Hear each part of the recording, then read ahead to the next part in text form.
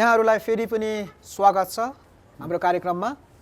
सधैँको जस्तो आज पनि परमेश्वरको राज्यमा योगदान दिने परमेश्वरका छोराहरूलाई छोरीहरूलाई लिएर आउने, उहाँहरूको कथा, उहाँहरूको दुःख, उहाँहरूको आशिषलाई तपाईँहरूको माझमा ल्याउने काम, जमरको सेवा हामीले जारी राखेका छौँ।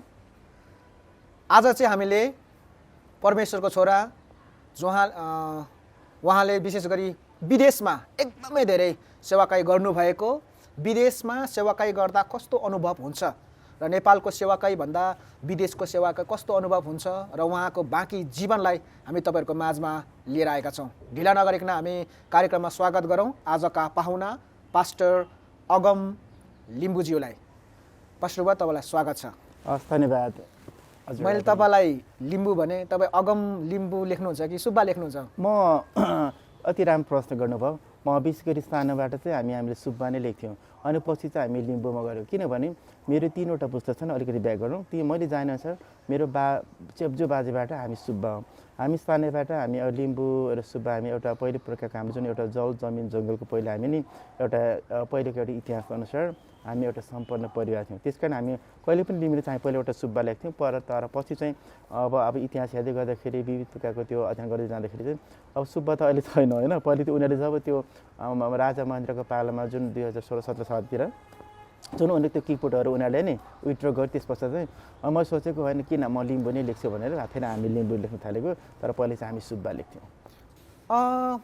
हामी बाँकी कुरा त गर्दै गर्छौँ। एउटा इन्ट्रेस्टिङ कुरा आयो अहिले हाम्रो नेपाली लिम्बू समाजमा भनौँ न, अथवा नेपाली लिम्बू समाजमा अथवा सुब्बा समाजमा भनौँ, कतिले किन सुब्बा लेखेको, लिम्बू किन नलेखेको, कतिले लिम्बू किन लेखेको, सुब्बा किन नलेखेको भन्ने एक प्रकारको प्रश्न छ, अन्यल छन् क्या कतिपय मान्छेहरू। तपाईँले बुझ्नु भएको छ भने सुब्बा किन लेख्नुपर्छ अथवा लिम्बू किन लेख्नुपर्छ अथवा सुब्बा किन लेख्नु पर्दैन अथवा लिम्बू किन लेख्नु पर्दैन बुझ्नु भएछ भने अलिकति बताइदिनुहोस् न। धन्यवाद प्रश्नको लागि। अब यसबारे मलाई त्यति राम्रो ज्ञान त थाहा छैन, तर जति पनि मैले पढेको, मैले अनुभव गरेको अनुसार, मैले जति पनि थाहा पाए अनुसार चाहिँ अब पहिले चाहिँ हाम्रो अब लिम्बू जातिहरूले पहिले पूर्वमा जब पृथ्वीनारायण शाहले 1700 कतितिर त्यति बेलाको समयमा राजा पृथ्वीनारायण शाहले पूर्वकोमा उसले जब सबै राज्यले एकीकरण गर्दै गयो, तर गर्दै जाँदाखेरि पूर्वतिर उसले एकीकरण गर्न सकेन। त्यस पश्चात अनि त्यति बेला पृथ्वीनारायण शाहले पूर्वको त्यो लिम्बू जाति अथवा सुब्बा जाति होइन उनीहरूको एउटा सम्झौता गरेको छ। सम्झौता गरेपछि ल अबदेखि तिमीहरू पूर्वको मानिसहरू, तिमीहरू जातिहरू, तिमीहरूको जुन प्रकारको एउटा पहिचान छ, त्यस कारणले अनि उसैको भनेअनुसार नजितेको कारणले गर्दा उनीहरूको बिचमा एउटा सम्झौता भएको छ। त्यो सम्झौताखेरि त्यति बेला चाहिँ अनि एउटा लालपत्रमा एउटा उनीहरूले एउटा तोक लगाएको छैन। त्यसअनुसार अनि विशेष गरी लिम्बू जातिहरूले सुब्बाको पद पनि प्लस त्यो जल जमिन जङ्गल जति त्यसको उनीहरूले एउटा एकाधिकार उनीहरूले सबै दिएको थियो होइन। तर यो कुरा चाहिँ अन्तिम निरन्तर हुन सकेन, किनभने पछि आएर हामी जब राजा महेन्द्रको पालतिर आइपुग्दाखेरि चाहिँ त्यो किपोटहरू चाहिँ उनीहरूले त्यो खोसेको देख्छौँ। अनि त्यो सबै त्यस कारणले गर्दाखेरि अब सुब्बा भनेको चाहिँ एउटा पद हो है, पद जस्तै हो, जस्तै पद मुख्य वैदा भने जस्तै नै सुब्बा लिम्बू जातिको सुब्बा। तर अन्तिममा आएर चाहिँ त्यो हाम्रो सुब्बा पदलाई निरन्तर भएन, किन राजा महेन्द्रले त्यो उसले पछि त्यो चाहिँ सबै भूमि सुधार लागु गरेपछि त्यो किपोटहरू खारेज गरेको होइन, सबै त्यहाँ देख्छौँ। त्यस कारणले अब कति मान्छेले होइन हामी लिम्बू जाति सुब्बै लेख्नुपर्छ भन्छन्। ठिक छ, अब उहाँले लेख्न चाहनुहुन्छ भने राम्रो कुरा, तर बुझेर लेख्दाखेरि चाहिँ अझ राम्रो कुरा भन्ने लाग्छ। अब नभए किनभने अब सुब्बा त सुब्बा भने हरेक कुराको सम्पन्न हो नि, एउटा आर्थिक क्षेत्रमा, भौतिक क्षेत्रमा, सबै कुराहरूमा, प्रशासन विभागमा, किनभने लिम्बू जातिहरूले त सबै कुराको उनीहरूले त्यो पावर थियो नि होइन। तर त्यो पावर नभएपछि कि अब त्यतिकै सुब्बाको नाम मात्रै पगारी उठ्ने कुरा त भएन नि। त्यसकै एउटा इङ्ग्लिसमा भनेको छ इम्टी भ्यासल टु मच होइन, अनि रित्तो भाँडोको ठुलो आवाज भने जस्तै नि। त्यस कारणले गर्दाखेरि त्यही भएर म अफकोर्स हजुरले भन्नुभयो म सुब्बा नै, सानैबाट म सुब्बा। मेरो बाजे चेप्जोसम्म हामी एउटा सुब्बा परिवारमा हाम्रो ठुलो थियो, हाम्रो थियो सबै कुराले हामी सम्पन्न थियौँ। तर बिस्तारै पछि आएर त्यो कुरा चाहिँ त्यो सबै खोज्यो। त्यस कारण म चाहिँ सुब्बाबाट लिम्बू, तर कतिजना मलाई चाहिँ अगम सुब्बा भनेर चिन्छन्, तर म चाहिँ मेरो डकुमेन्टहरू सबै कुरामा चाहिँ अगम लिम्बू लेख्छु। हजुर, त्यही भनेपछि अहिलेको यो अलिकति यो यतातिर गयौँ, तर केही छैन, परमेश्वरलाई महिमा भएकोस्। यो अहिलेको हामीले कुरा बुझ्दाखेरि, सन्दर्भ बुझ्दाखेरि चाहिँ सबै लिम्बुवानहरूले लिम्बू लेखेको चाहिँ राम्रो, जे होस् खैर त्यो आफ्नो ठाउँमा छ। अब हामी अर्को एउटा प्रश्न गर्न चाहन्छु। धनकुटामा जन्मेको लिम्बू केटो लाहोरमा लाग्नुपर्ने होइन त ब्रिटिस आर्मी हुनुपर्ने सिङ्गापुर आर्मी हुनुपर्ने हजुर, हजुर। पल्टन जानुपर्ने मान्छे हजुर। बाइबल बोकेर सेवाकाईमा लाग्यो कथा चाहिँ के होला गुड अति एउटा एकदम मिठो प्रश्न गर्नुभयो जसको लागि धन्यवाद अफकोर्स एउटा लिम्बू जाति जस्तै एउटा हाम्रो नेपाली एउटा समाजमा जस्तै एउटा विभिन्न ट्राइब छन् हामी ट्राइबको कुरा त्यो पुलिङ पुस त्यो खालको कुरा गर्न खोजेको होइन जस्तै अब कति क्षेत्रीय बाहुनहरूमा उनीहरू पढ्ने बित्तिकै डक्टर इन्जिनियर पाइलट बन्नु हुन्छ नि तर हाम्रो लिम्बू जातिमा चाहिँ पढ्ने बित्तिकै एबिसिडी पढ्ने बित्तिकै काँधमा राइफल बोक्ने ब्रिटिस आर्मीको सपना देख्ने कुराहरू छ होइन त्यस कारणले अब हाम्रो परिवार हाम्रो आफन्तगण मेरो मामाले बाजे पनि ब्रिटिस आर्मी हुनुहुन्छ मेरो मामा पनि ब्रिटिस आर्मी हुनुहुन्छ होइन अनि हाम्रो आफन्त प्राय गरी हाम्रो गाउँमा थुप्रै नै ब्रिटिस आर्मी हुनुहुन्छ त्यस कारणले गर्दाखेरि साँचो भन्यो भने अनि अहिले हाम्रो मामा पनि ब्रिटिस आर्मी हुनुहुन्छ उहाँ चाहिँ अहिले कुवेतमा माफ गर्नु होला युकेमा हुनुहुन्छ उहाँ रिटायर हुनुहुन्छ अनि उहाँहरूको प्रेरणा उहाँहरूको मायाबाट हामी धनकुटाबाट एउटा जस्तै एउटा गाउँबाट सानो सहर बनाउँदै काठमाडौँ हामी माइग्रेन्ट भएर हामी यहाँ आयौँ उहाँहरूको प्रेरणा उहाँको सहयोगबाट तर अर्को कुरामा के भन्छु भने म पनि त्यो ब्रिटिस आर्मी नभएको होइन तर नेपाल आर्मीमा चाहिँ म थिएँ किनभने तपाईँ नेपाल आर्मीमा लाग्नु सक्नुभयो अभियसली म थिएँ भर्ना जागिर खानुभएको थियो करिब म 6-7 वर्ष 5-6-7 वर्ष मैले सेवा गरेँ किनभने म त्यति बेला हाम्रो लिम्बू जाति मलाई के लाग्यो भने प्राय खास मेरो इन्ट्रेस्ट मेरो अभिप्राय चाहिँ म त्यो आर्मीमा जागिर खान्छु भन्ने थिएन तर म के अभ्यास गर्छु है भने गर्दा गर्दै त्यो ट्रेनिङ गर्दा गर्दै जोइन भएँ तर पछि चाहिँ म 6-7 वर्ष गरेपछि त्यहाँबाट म फेरि म निस्केँ कारण किनभने त्यो दुई प्रकारको एउटा कुरा थियो म क्रिस्चियन भएको कारणले गर्दाखेरि त्यहाँको इन्भाइरोमेन्टहरूको एकदमै समस्या थियो है कम्पलसरी हामीले कतिपल्ट त्यो स्ट्याचु त्यो मन्दिरहरू गएर पूजा गरेर खानै पर्ने गर्नुपर्ने त्यहाँको टिका लाउनै पर्ने अब फर इक्जाम्पल हामीले त्यो अब आर्मीमा त बिहान उठ्ने बित्तिकै परेड खेल्नुपर्छ बेलुका खेल्नुपर्छ दोस्रो कुरा फेरि त्यो हरेक टाइममा त्यो अब मठ मन्दिरहरूलाई पनि हामी एउटा राइफल उचालेर स्याल्युट गर्नुपर्छ होइन इभन हामी अब हार्डै नभए पनि प्र्याक्टिकल बाहिर उसबाट गर्नैपर्छ त्यस कारणले गर्दाखेरि त्यहाँ त्यो एउटा चुनौती थियो अनि अर्को कुरा त्यहाँको उसमा पनि अर्को चाहिँ फेरि नेपालमा माओइस्टको त्यति बेला भइरहेको थियो होइन त्यसको कारणले गर्दाखेरि पनि अनि मैले छोड्नु पर्यो किनभने मेरो साथीहरू म सानैबाट एउटा वामपन्थी विचारधारामा हुर्केको कारणले गर्दाखेरि अनि म कम्युनिजम भनौँ न म सानैबाट एउटा विद्यार्थी सङ्गठनबाटै म एउटा कम्युनिजम विद्यार्थीमा एउटा सङ्गठनको भातृ सङ्गठनमा एउटा हुर्केको कारण मैले त्यो प्रकारको एउटा शिक्षा भएको कारणले गर्दाखेरि म यसमा त्यो विचारधारामा थिएँ र अन्तिममा मेरै साथीहरू एउटा माओइस्ट होइन अहिले उसमा भएको कारण अनि मेरो पनि त्यो प्रकारको थियो विचार भएको कारणले गर्दाखेरि अन्तिममा म एउटा सीमित त्यति बेला नेपालमा साई नेपाली सेना थियो अब अहिले त नेपाली सेना भएको छ अनि 62-63को जनआन्दोलन अनि 10 वर्ष जनयुद्धको कारणले नेपालमा अहिले परिवर्तन भएको छ अनि त्यो परिवर्तन चाहिँ एउटा सङ्घीयता धर्मनिरपेक्ष र एउटा गणतन्त्र एउटा कुरा छ नि यो कुरा अझ परिवर्तन भएको छ त्यस कारणले गर्दाखेरि अनि मैले चाहिँ के भन्ने अब हाम्रो हामी विश्वासीहरूको जुन एउटा सिद्धान्त र कम्युनिजमको सित प्राय गरी सिमिलर तर एउटा कुरा चाहिँ के छ भने कम्युनिजममा उनीहरूले गड अथवा परमेश्वरलाई मान्दैन त्यस कारणले त्यति बेला पाउन के भयो भने उनीहरूले मलाई धेरै प्रकारको मेरो साथीबाट मेरो अफर आयो मलाई एउटा मनीको प्याकेजको बारेमा हरेक पावरको बारेमा होइन पोजिसनको बारेमा तर त्यो कुराहरू चाहिँ मैले ग्रहण गर्न सकिनँ किनभने म एउटा विश्वासी भएको कारणले गर्दा त्यस कारणले मैले सेफ ल्यान्डिङको लागि मैले के गरेँ भने म त्यति बेला मेरो साथीले अब त्यहाँ त जब त्यो ब्याटलमा त्यो वारमा गएपछि त्यो त कम्पलसरी त्यहाँ अब मार्ने र मर्ने कि मार्ने भन्ने कुरा हुन्छ होइन त्यस कारणले गर्दाखेरि म विश्वासले त फेरि त्यो हत्या गर्ने कुरा भएन त्यस कारणले गर्दाखेरि अनि मैले चाहिँ के सोचेँ भने अन्तिम मैले सेफ ल्यान्डिङ तरिकाले अनि मैले एउटा त्यहाँबाट छोडेर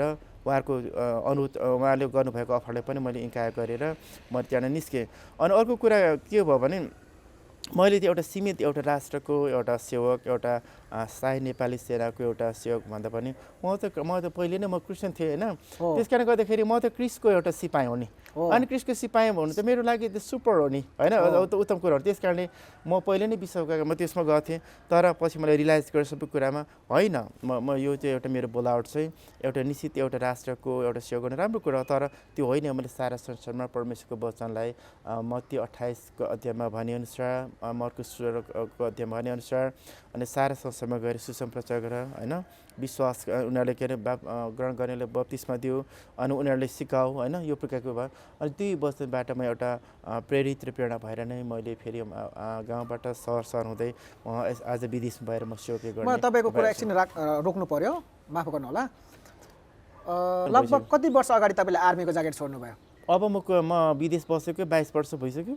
22 वर्ष भनेपछि 20 वर्ष भनौँ त्यति अझै धेरै भयो, 22 वर्ष त्यो बेला। 22 वर्ष अगाडि तपाईँले आर्मीको ज्याकेट कुन पदमा हुनुहुन्थ्यो कि साधारण पद? म चाहिँ साधारण उसमै थिएँ, तर म चाहिँ के थियो भने त्यति बेला म साधारण एउटा होइन अनि एउटा सिपाहीमा नै थिएँ, साधारण उसमा थिएँ। तर एकदम सजिलो थियो किनभने हामी गेम खेल्थ्यौँ, म चाहिँ भलिबल खेल्थेँ। अनि त्यहाँदेखि जो गेममा भएकोलाई चाहिँ अरूले जस्तो साह्रो पर्दैन होइन। अनि फेरि रनिङमा होइन दौडमा म भाग लिन्थेँ। अनि अर्को कुरा फेरि हामी भलिबल खेल्थ्यौँ। मेन कुरा एउटा गेम स्पोर्ट डिपार्टमेन्टबाट चाहिँ त्यति अप्ठ्यारो थिएन, सजिलो थियो, राम्रो थियो। अझै फेरि हामी फर्केर जाउँ अब पछाडि। लिम्बू परिवारले प्रभु चाहिँ कसरी पायो? र म कसरी पाएँ भने म विशेष गरी म धनकुटामा जन्मेको, म उता स्कुल पढ्यो। म 8 क्लासमा हुँदाखेरि हामीले त्यो एउटा ट्र्याक्स आउँथ्यो, एउटा पत्रिका आउँथ्यो। त्यो पत्रिकामा के थियो भने त्यति बेला मलाई लाग्छ अहिले चाहिँ एभ्री होम कन्सर्टले होला, उनीहरू प्रत्येक घरमा स्कुलमा विद्यार्थीहरूले त्यो पठाउँथ्यो, पत्रिका पठाउँथ्यो, क्रिस्चियन पत्रिका।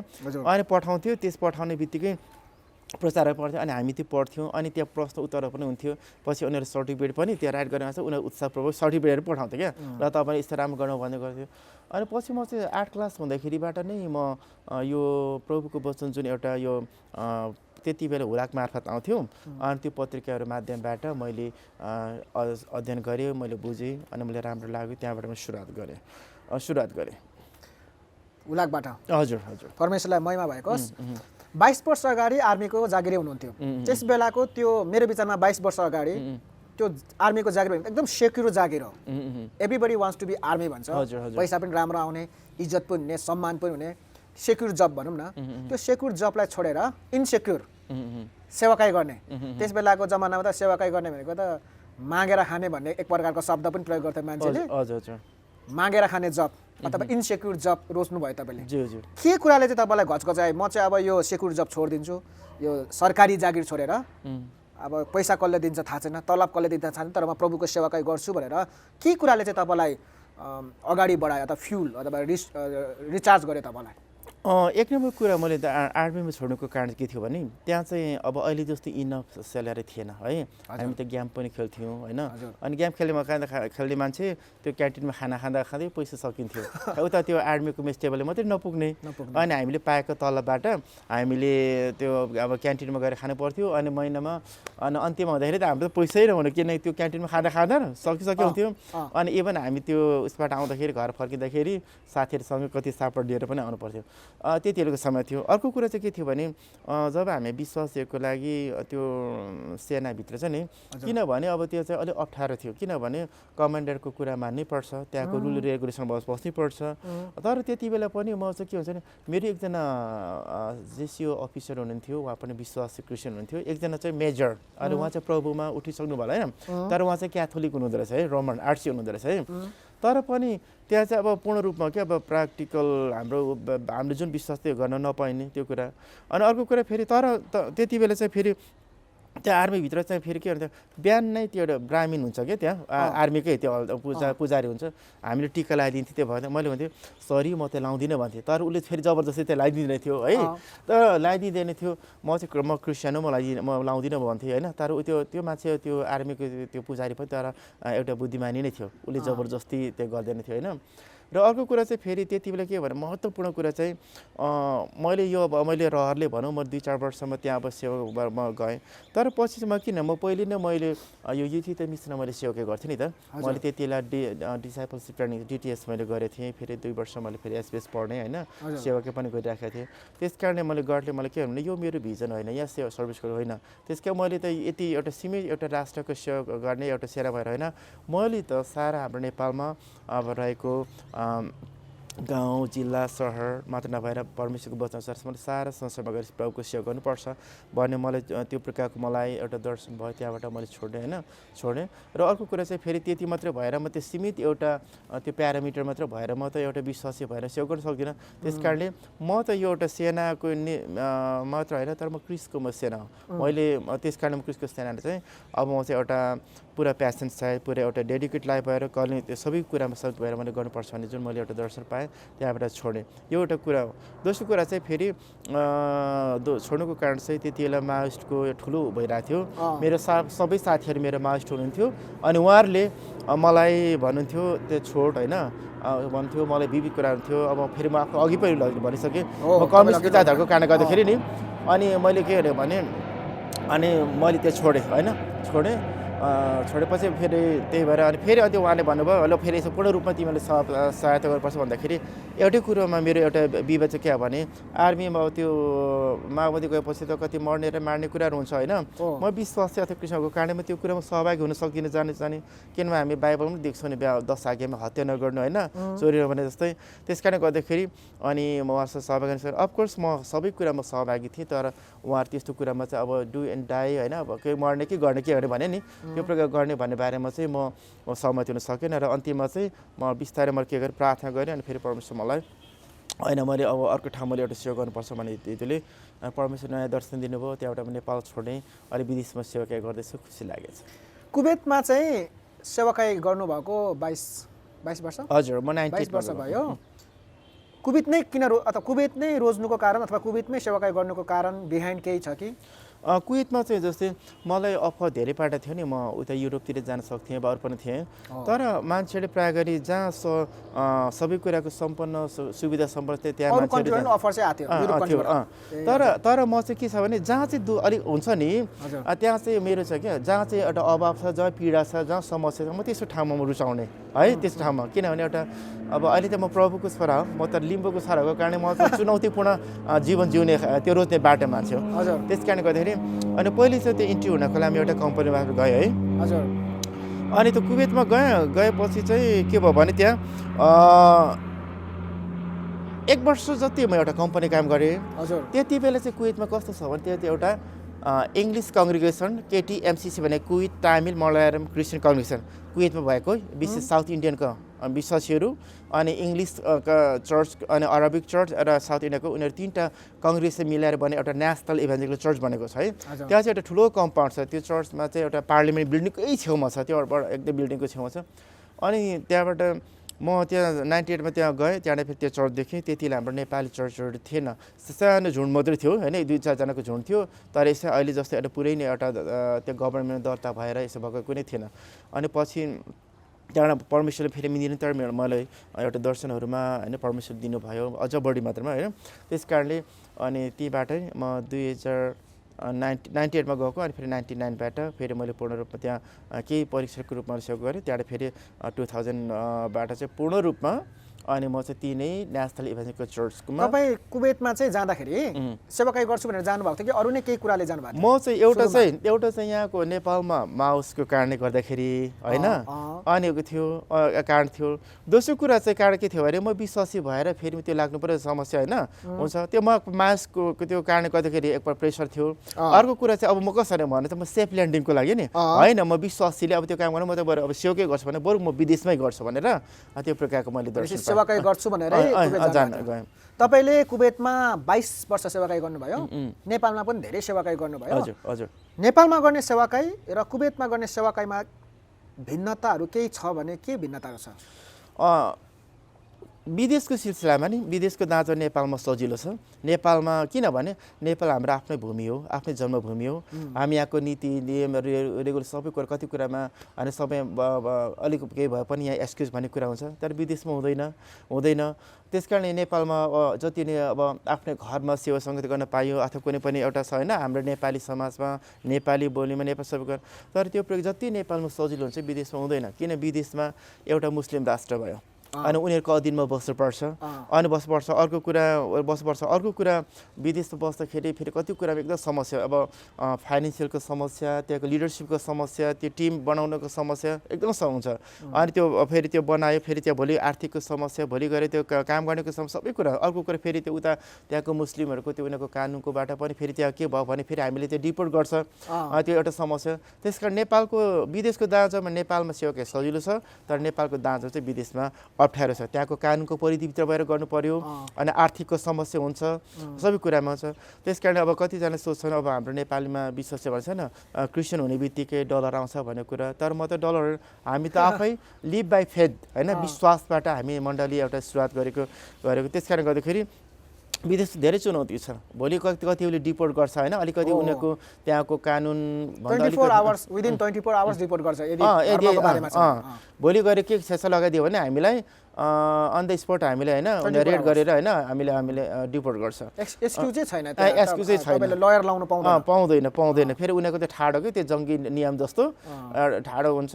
उनीहरू फेरि राम्रो के कुरो कस्तो भन्ने कुरा राम्रो उनीहरू इन्भेस्टिगेसन गर्दैन, सुनेकै भरमा अनि ठाडै उनीहरू डिपोर्ट गर्छ। त्यही भएर थ्याङ्क टु गड, प्रभुले धन्यवाद होस्। तर अहिलेसम्म त्यस्तो समस्या परेको छैन। तपाईँले कुवेतमा सुरुमा नेपाली सेवाकै सुरु गर्दा याद गर्नुहुन्छ कतिजना मान्छे थियो सुरुमा नि हामी 10-12 जना थियौँ। त्यति बेला मभन्दा पहिला नि हाम्रो यहाँ मभन्दा पहिले चाहिँ एकजना मैले जानेको चाहिँ मैले जाने थियो, कतिजना फर्किसक्नु भयो, त्यस्तो थिएन, 9-10 जना थियो है, 9-10 जना थियो। तर चर्च थिएन त्यहाँ। चाहिँ कस्तो थियो भने त्यति बेला चाहिँ हाम्रो नेपालीहरूको फेस नि चाइनिज जस्तो, फिलिपिनी जस्तो अनि त्यहाँ भियतनामी जस्तो होइन, अनि मिल्ने। अनि हाम्रो नेपालीहरूको के छ विचार, हाम्रो नेपालीहरू त इङ्ग्लिस बोल्नु जान्दैन थियो। अनि उहाँहरू चाहिँ कोही फिलिपिनी चर्चहरूमा जाने अनि विभिन्न चर्चमा जान्थ्यो। अनि अर्को कुरा फेरि अनि कोही चाहिँ अलिअलि बुझ्ने चाहिँ कोही इङ्ग्लिस चर्चमा जाने। तर त्यही भएर त्यहाँ त्यति बेला चाहिँ 9-10 जना पनि त्यो लिमिट थियो। त्यहाँ कुनै त्यो चर्चको स्थान दिएको थिएन। तर उनीहरूले प्रे गर्ने सानो रुम थियो नि, त्यसमा लुकी बिना अधिकार नभए बिना अनुमति गर्थ्यो। त्यहाँबाट मलाई चाहिँ के भयो भने होइन यसरी गर्नु हुँदैन भन्ने कुराहरू मलाई भएर अनि उहाँहरूसँग सहकार्य गरेँ, ल यसो गरौँ भन्ने कुराहरूमा। अनि उहाँले एउटा सपोर्ट गर्नु। त्यहाँ एउटा दिदी हुनुहुन्छ हाम्रो रिता केसी गुरुङ दिदी हुनुहुन्छ। अनि पहिले पनि एउटा जय तामाङ भन्ने एउटा दाइ हुनुहुन्छ होइन, उहाँहरू गर्नुहुन्थ्यो। तर उहाँ चाहिँ कम्पनीमा है। अनि जब हामी त्यहाँ त्यो देखेपछि चाहिँ अब होइन अब यसो गर्नु हुँदैन भनेर मैले चाहिँ त्यहाँको एउटा कमन काउन्सिल, एउटा नेसनल इभान्जेलिकल चर्चको कमन काउन्सिल छ, म कुरा राखेँ। ल अब हामी यसो होइन, हामी नै नेपाली क्रिस्चियन चर्च भएर हामी एउटा सङ्गठित प्रकारले एउटा नियमपूर्वक यसको परिभित्र गर्न चाहन्छौँ भनेर अनि उहाँहरूले हाम्रो प्रस्तावले मान्नुभयो। अनि उहाँले त्यहाँबाट मानेपछि ल यो यहाँ चर्चमा तिमीहरू चर्च इस्टाब्लिस गर्नुको लागि एटलिस्ट तिमीहरू मिनिमम 50 जना हुनुपर्छ है भन। 50 जना थिएन। अनि हामी त्यति 9 बजेसम्म चाहिँ हामी प्रार्थना गरिराख्यौँ, विश्वासमा मान्छेले डोराइराख्यौँ। अनि त्यहाँबाट जब 50 जनाको सङ्ख्या नगयो नि त्यहाँबाट अनि हामीले ल अब हामी पनि यहाँ सेवा गर्न चाहन्छौँ पूर्ण रूपमा होइन, एउटा स्थायी दल गरेर चाहिँ। अनि त्यो भएपछि अनि कमन काउन्सिल त्यहाँ छ, कमन काउन्सिलमा गएर त्यहाँ गएर नाम त्यहाँ निवेदन फाल गऱ्यो। त्यहाँबाट पछि उनीहरूले सबै कुरा भेरिफाई गरेपछि त्यहाँ भयो। अनि त्यो फेरि अर्को के भयो भने ल अब यो चर्चमा लिड गर्नेलाई चाहिँ एउटा क्यापेबल हुनु पर्यो। मेन कुरो अब बाइबलको अध्ययन भएको मान्छे, पुरानो विश्वासी, सिकाउन सक्नु पर्यो भने को छ भन्दा मभन्दा पहिले पनि हुनुहुन्थ्यो। तर अरू त्यहाँ चाहिँ के भयो भने अनि उहाँले ल तिमीहरूको के अनुभव छ भन्दा डकुमेन्टहरू के छ भन्दाखेरि उहाँले भन्यो बाइबल स्कुल पढेको, कलेज पढेको सबै कुरा होइन अनुभव। अनि मेरो साथीहरूसँग चाहिँ रहेनछ होइन, उहाँहरू पनि पुरानो विश्वासी हो, इज्जत गर्छु है, उहाँहरूले पनि धेरै प्रार्थना गर्नुभयो। तर त्यति बेला चाहिँ मेरो डकुमेन्ट चाहिँ भनेर मेरो नोमिनेसनमा नि मैले फर्वर्ड गरेँ। वाह कति राम्रो डकुमेन्ट रहेछ भनेपछि मेरो नाम नोमिनेसन पऱ्यो। त्यहाँबाट मलाई इन्टरभ्यू गरेपछि त्यहाँबाट म सफल भएँ। अनि त्यहाँबाट मलाई परीक्षा राखियो। अनि परीक्षा सकेपछि चाहिँ त्यहाँबाट फेरि म पछि 2001 25 मेमा त्यहाँको हाम्रो नेसनल इभान्जेलिकल चर्चको इङ्ग्लिस ल्याङ्ग्वेज कङ्ग्रिगेसनको सिनियर पास्टर अहिले प्रभुमा उठिसक्नुभयो। अनि उहाँले हाम्रो नेपाली क्रिस्चियन चर्चको लागि मलाई एउटा अभिषेक गर्नुभयो। किनभने अनि त्यो गर्नुभन्दा पहिले मैले नेपालमा एउटा युथ मिसनमा सेवा गरिसकेका थिएँ होइन, मैले सबै बाइबल स्कुलहरू सब पढिसकेका थिएँ। अनि त्यो गरिसकेका थिएँ। र अनि फेरि पछि त्यहाँबाट म अभिषेक भयो। त्यहाँबाट निरन्तर हामीसँग त्यो अगाडि बढ्दै गयौँ। र अर्को कुरा फेरि पछि एउटा समस्या आयो। के समस्या भने विदेशमा चाहिँ पास्टर बन्नलाई कम्पलसरी मिनिमम ब्याचलर गर्नैपर्छ।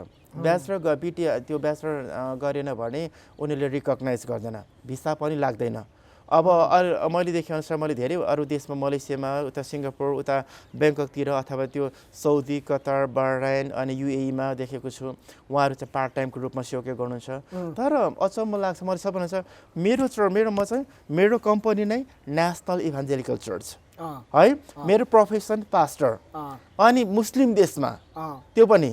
अनि अहिले म फ्री, मसँग मेरो आइडी हुन्छ होइन, त्यहाँ म कुनै पुलिसले मलाई भेट्यो भने पनि अनि उनीहरू भन्छ आइडी देखाउने, आइडी देखायो म पास्टर को उनीहरूले के भन्छ भने फेरि पास्टरलाई एकदम रेस्पेक्ट गर्नु मुस्किल होला नि तर एउटा के भन्छन् त पास्टर हो अब पास्टर त बुढो पो हुनुपर्छ दारी फुलेको छैन खोइ त्यो एउटा स्टिक क्या भन्छ त्यो छैन अनि खोइ त्यो ठुलो गाउन मैले भने मेरो हार्टमा छ भन्थेँ कि अनि उनीहरू खुसी भएर मलाई छोडिदिन्थ्यो कतिवटा चेकिङमा कतिवटा मेरो लाइसेन्स मैले बिर्सिन्थेँ नेपाली राम्रो छ भनेर मलाई छोडिन्थ्यो अर्को कुरा चाहिँ म पास्टरको कारण पनि त्यो छोडिन्थ्यो भनेपछि कुवेतमा नेपालीलाई पनि पास्टरको भिसा पाउँछ छ तर कति त्यो नर्म्सहरू पुरा गर्नुपर्छ होइन पर्छ तर त्यहाँ कोटा हुनु पर्यो होइन तर अहिले चाहिँ म चाहिँ म त्रिशुदे नेपाली किनभने हाम्रो मलेसियामा चाहिँ पास्टरको भिसा पाउँदैन मलेसिया पाउँदैन मिनिस्ट्री भिसा पाउँदैन मिनिस्ट्री भिसा त्यो क्रिस्चियन सम्बन्धी कुनै पनि रिलिजनको भिसा पाउँदैन मलेसियामा चाहिँ म तपाईँलाई एउटा कुरा गर्न चाहन्छु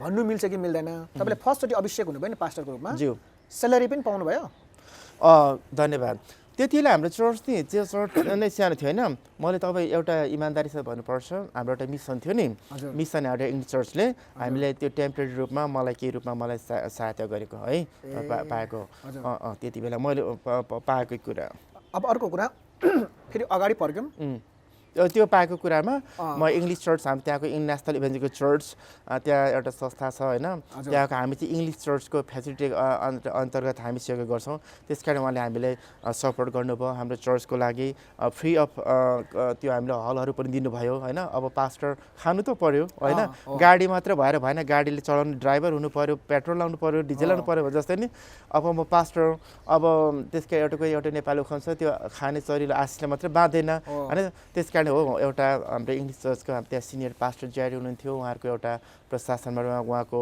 माताहतबाट मलाई केही समयको लागि मलाई उहाँले राम्रो स्पेसल गर्नुभएको मैले अघि तपाईँलाई सोधेको थिएँ तपाईँले कुवेतमा सेवाकाई गर्दा 9-10 जना थियो तपाईँको 22 वर्षको दौरानमा म जस्ट जान्न मात्रै खोजेको 9-10 जनाबाट सुरु गरेको मण्डली सङ्ख्यामा चाहिँ कतिसम्म बढ्यो तपाईँलाई याद छ अहिले त हामी नि तकरिबन हामी 10-12 सय छ नि क्रिसमस नजिक आउँदैछ अहिले हामी अल टुगेदर हामी 700-800 जना हुन्छौँ है एकताका कति भएको थियो म्याक्सिमम अझै एकबाट 1000 जनाभन्दा बढी 9-10 जनाबाट सुरु गरेको सेवाकाई ज्यू परदेशमा 1000 जनाभन्दा प्लस भयो तर अहिले हाम्रो नि तर अहिले हाम्रोमा चाहिँ झनै मैले अस्तिको रेकर्ड मैले हेरेको 1500 भन्दा बढी हामीले त्यो ब्याप्टिजम रेकर्ड छ नि त त्यो अनुसार त्योभन्दा बढी छ किनभने हाम्रो फेरि त्यो चर्चमा चाहिँ 2 वर्षको कन्ट्र्याक्टको लागि आएको हुन्छ अनि सबै तिनीहरू बस्नुहुन्न तर अहिले हामी के गर्छौँ भने उहाँले सुसमाचार प्रभु ल्याउँछौँ हाम्रो रेकर्डमा 1500 भन्दा बढी छ तर त्यहाँ के भइरहेछ भने अनि उहाँहरू फर्किनु छ तर हामीले त्यहाँ के गर्छौँ उहाँले त्यो हाम्रो एउटा इन्टरनेसनल स्कुल अफ मिनिस्ट्री छ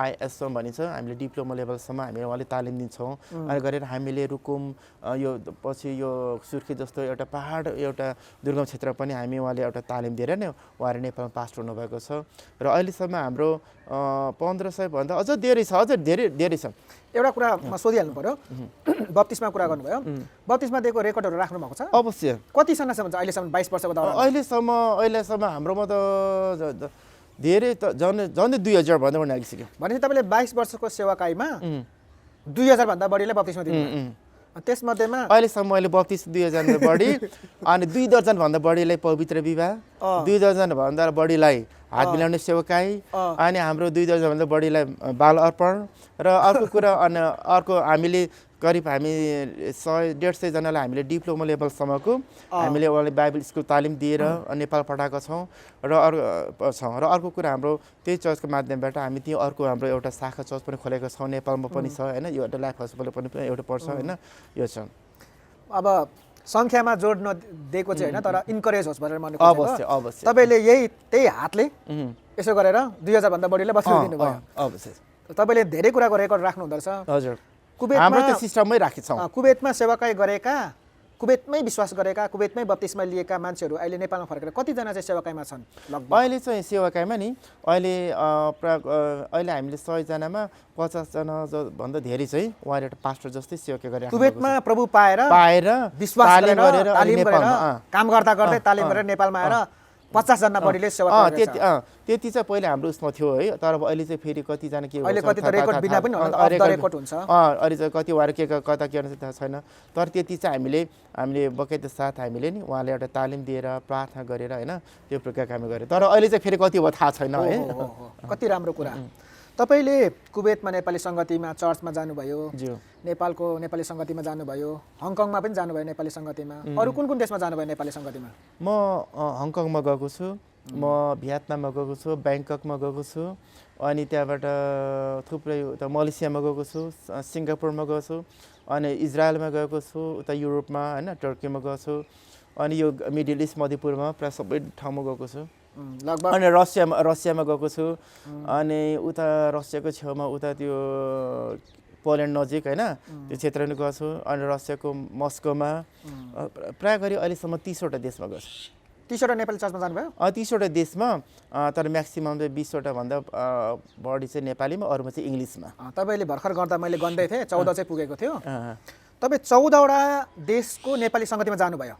14वटा देशको। मैले प्रश्न गर्नु खोजेको चाहिँ यो चाहिँ हो, हजुर तपाईँ 14वटा देशमा नेपाली सङ्गतिमा जानुभयो, हजुर फरक के पाउनुभयो अनि मिल्दो के पाउनुभयो नेपाली सङ्गतिको? प्राय गरी सबै सङ्गति राम्रो छ। हाम्रो यो मैले सेवा गरिरहेको देश कुवेतको हाम्रो नेपाली क्रिस्चियन चर्च, हाम्रो नेपाली इसाई मण्डली नेपालको जस्तै हो सङ्गति गर्ने तरिका? सबै एउटै रहेछ, एउटै छ। अब अलिकति मात्रामा के कुरा फरक होला, त्यो प्रशासन लिड गर्ने मेथडमा फरक छ होला, तर प्राय गरी हाम्रो विदेशमा रहेको चर्च र भने एउटा त्यो सिमिलरिटी प्राय गरी सबै एक छ मैले देखेँ। किनभने म युएईमा गएँ, म शारजामा देखेँ, शारजामा, अनि अबुधाबीमा, उता दुबईमा, रास अल खैमामा, उता आलायनमा, अनि ब्याङ्ककमा, अनि उता सिङ्गापुरमा, सबै नेपालको जस्तै। अलिअलि फरक होला, तर अलिकति। तर नेपालमा चाहिँ मजा गरी गर्न पाइयो। तर त्यहाँ चाहिँ के छ, टाइमिङभित्र क्या, यो टाइम गरेपछि यो टाइम छ, फिनिस टाइम। त्यो गरेन भने त्यो एक्सक्युज भन्ने छैन टाइममा। किनभने अब हामी त्यो हलमा पाल हुन्छ नि त, अर्को मान्छे पर्खिरहेको हुन्छ, अर्को स्ट्यान्ड बाई अर्को ढोका पर्खिरहेको हुन्छ। अब हाम्रो नेपाली सक्यो, फेरि अर्को फिलिपिनी, फेरि त्यस्तै छ। अब अहिले हाम्रो कुवेतमा नि 100भन्दा धेरैवटा चर्च छ एउटा कम्पाउन्डभित्र। हजुर। त्यो चाइनिज, कोरियन, हिन्दी, तमिल, मलयालम, अरबी, इङ्ग्लिस, नेपाली, अनि जापानिज विभिन्न, अनि त्यो इन्डियाको पनि हिन्दी, अनि उता पाकिस्तानको उर्दू, सबै भाषाको मण्डली छ, सबै मण्डली छ। अनि त्यो भाषाको मण्डलीमध्ये हाम्रो नेपाली भाषामा हाम्रो नेपाली क्रिस्चियन चर्च अनि कुवेतमा छ। म गर्व लाग्छ, म खुसी छु। म एक दिन अब त्यहाँबाट म रिटायर त हुँदैन प्रभुको सिद्धान्तमा, एक दिन त्यहाँ फर्केर भए पनि म चाहन्छु त्यो हाम्रो नेपाली इसाई मण्डली चाहिँ 100औँ वर्ष, 1000औँ वर्ष त्यहाँ कुवेतमा होस् भन्ने प्रार्थना गरिराखेको छु। तपाईँले उयो भन्दै हुनुहुन्थ्यो विदेशमा टाइममा सिकाउनु पर्यो। मलाई एउटा याद आयो, मलेसियामा हामी सङ्गति गरिरहेको थियौँ, मै बोलिरहेको थिएँ, खोइ किन त्यो दिन अलिक बोलिरहेको थियौँ, पछाडि त त्यो अर्को सङ्गतिको भियतनामको हुनुपर्ने रहेछ, पुरा ढोकाको झ्यालमा आएर बसिरहेको छ क्या, कतिखेर सक्छ भनेर। अनि उनीहरूलाई देखेर पनि सक्नुपर्ने। जे होस्, हामीले धेरै कुरा गऱ्यौँ, अलिकति अझै कुरा गर्नु मन लागेको छ मलाई। त्यो चाहिँ के हो भन्दाखेरि तपाईँले कुवेतमा धेरै प्रभुका जनहरूलाई प्लेटफर्म दिनुभयो, सिङ्गरहरूलाई लानुभयो, पास्टरहरूलाई बोलाउनु भयो। अरूहरूले त प्रायः बोलाउनु खोज्दैन, किनभने उसलाई पैसा दिनुपर्ने हुन्छ, भात खुवाउनु पर्ने हुन्छ, घुमाउनु पर्ने हुन्छ, झन्झट मान्छ क्या। हजुर हजुर। तर तपाईँले धेरैलाई लानुभयो, के तपाईँको यो स्वभावै त्यही हो कि म चाहिँ यति धेरै मान्छेलाई लानुभयो? म चाहिँ के छ भने प्रभुको राज्य विस्तार गर्नलाई नि एक्लै होइन, हामी सबै मिलेर गर्नुपर्छ। हजुर। अर्को कुरा पास्टरले मण्डली चलाउनु भनेको एक्लैले होइन कि समूह भएर चलाउनु पर्छ है। अनि त्यस कारण गर्दाखेरि म चाहिँ के चाहन्छु भने म सिक्नको लागि नि, यदि म उमेरले म सिनियर भए पनि एउटा जुनियर मान्छे सिकायो भने म उसको म चेला बनाएर म सिक्न चाहन्छु है पहिले। किन त्यस कारण गर्दाखेरि अनि एउटा बाइबलको बेस छ, अनि सबैभन्दा पहिले सिक्ने, त्यहाँबाट सिक्ने, त्यहाँबाट अनि त्यहाँबाट सिकेपछि त्यहाँबाट चेला बन्यो, चेला भएपछि एउटा म्याचर भएपछि उसले अनि अर्डिन गर्ने, अनि त्यहाँबाट सेवा काम लगाउने होइन, हाम्रो त्यो एउटा सिस्टमै छ। त्यस कारण म यहाँ नेपालबाट लानुको कारण चाहिँ के छ भने हामी कति कुरामा हाम्रो अभाव छ होइन। हामी आर्थिक क्षेत्रमा हामी एउटा परिपक्व होला, व्यवस्थापन क्षेत्र परिपक्व होला, तर कति कुरो बच्चाको कुरामा कति कुरा हामीले नजाने कुरा पनि हाम्रो नेपालको जस्तै हाम्रो नेपालबाट धेरै हाम्रो पास्टर बुवाहरूले म यहाँबाट हामी लिएर गयौँ होइन। उहाँहरूको प्रेरणा, उहाँहरूको आशीर्वाद, उहाँहरूले सिकाउनु भएको कुराले अझ हामीले एउटा आत्मिक आयाम थपिने कुरा होइन। त्यस कारणले गर्दाखेरि किनभने हामीले सेवा गरेको एउटै परमेश्वर नि त, एउटै आत्मा, एउटै प्रभु, एउटै बप्तिस्मा होइन। हुनसक्ला डिनोमिनेसन विभिन्न प्रकारको होला, तर हामी एउटै प्रभुको एउटा सन्तान भएको कारणले गर्दाखेरि हामी नेपालको एउटा वरिष्ठ अग्रज, एउटा पास्टर, एउटा कुनै एउटा युथ ग्रुपमा विभिन्न भएको क्षेत्र कहाँ हाम्रो कमी छ, ताकि हामीलाई त्यो कुवेतमा भएको हाम्रो नेपाली चर्चमा एउटा परिपूरक हुन सकोस् होइन, एउटा असल एउटा मोडेल हुन सकोस्, चट्टानमाथि बसेको मोडेल हुन सकोस्। त्यसको लागि अनि हामीलाई तालिमको आवश्यक पर्थ्यो, हामीले कतिवटा गवाईको आवश्यक पर्थ्यो, आशिषको आवश्यक पर्थ्यो, हामीले एउटा डाइरेक्सनको आवश्यक पर्थ्यो। त्यसका हामी कति घटी कमीको कुराहरूमा हामीले त्यसै कारणले हामी नेपालबाट हाम्रो पास्टर बुवाले हामी लिएर जान्थ्यौँ। र अर्को कुरा चाहिँ हाम्रो नेपाली क्रिस्चियन चर्चको यसमा चाहिँ हामी लिनुमा भन्दा दिनुमा के हामी गर्व गर्छौँ। अनि दिनु भनेको चाहिँ रोप्नु हो है।